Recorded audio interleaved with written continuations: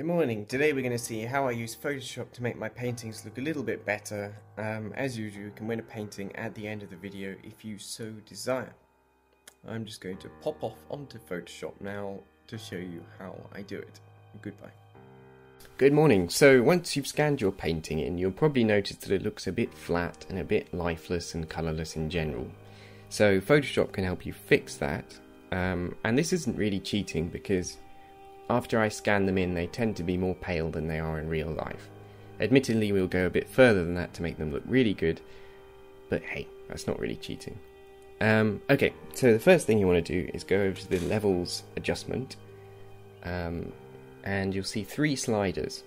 The main one is the middle one that we'll be dealing with, but the outer ones also have uses as well. So if you take the middle one and you pull it to the right slightly, you'll notice the whole painting gets a bit darker, but it also brings out a lot more detail and a lot more of the texture in the paint, which I like the look of. So if you drag that a bit to the right, and then the right hand side slider you can use if you want the paper behind your painting to look a bit flatter and like a sort of pure white. Personally, I like the look of a bit of texture behind the painting, but you can do that if you want. And then the left-hand slider will make the blacks look a bit more flat. So on my paintings I have ink outlines, and sometimes those outlines can have a bit of texture in them, particularly if it's a small painting, which I've sort of blown up a bit, and you'll see those textures, and you can get rid of them if you drag that slider just a bit to the right.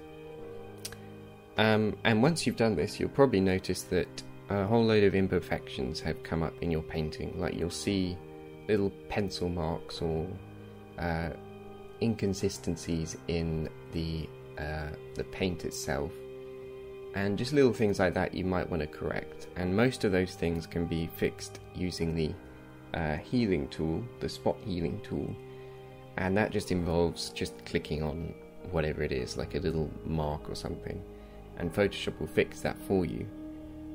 In some cases Photoshop struggles a bit in working out what it should put there, particularly if you're near the edge of something, and in that case you can use the cloning tool just to pick an area that's good and then use that as a basis for replacing what is bad.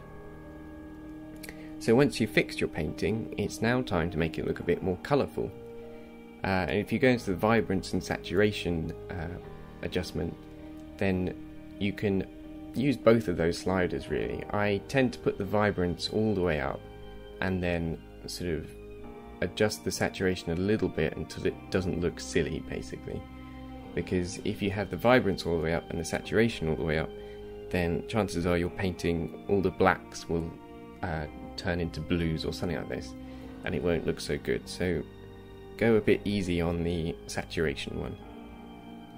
After you've done that, I tend to sort of make a new layer and use a large brush to go over where the shadows are, a large black brush, and then I change the layer style to overlay and then make it about maybe 50 or 60% transparency, but it depends on the painting really.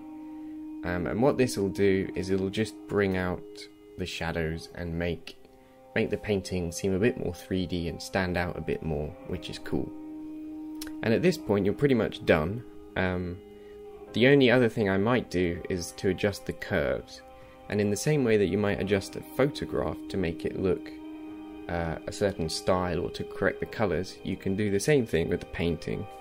For me, I tend to adjust the red one, and it can make the painting look a bit more dark, I feel, and also just fix the colours from the scanner, because the scanner doesn't seem to get the colours quite right all the time.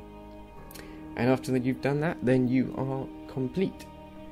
Your painting should be a bit darker, a bit more colourful, a bit more 3D, I guess, and shouldn't have any of those pencil marks or whatever left on it, and so that'll look much better. As usual, if you'd like to win a painting, then just go over to my Facebook page. I tend to give one away every day, just for liking something. I hope you enjoyed the video, I hope you learned something, and good luck painting. Goodbye.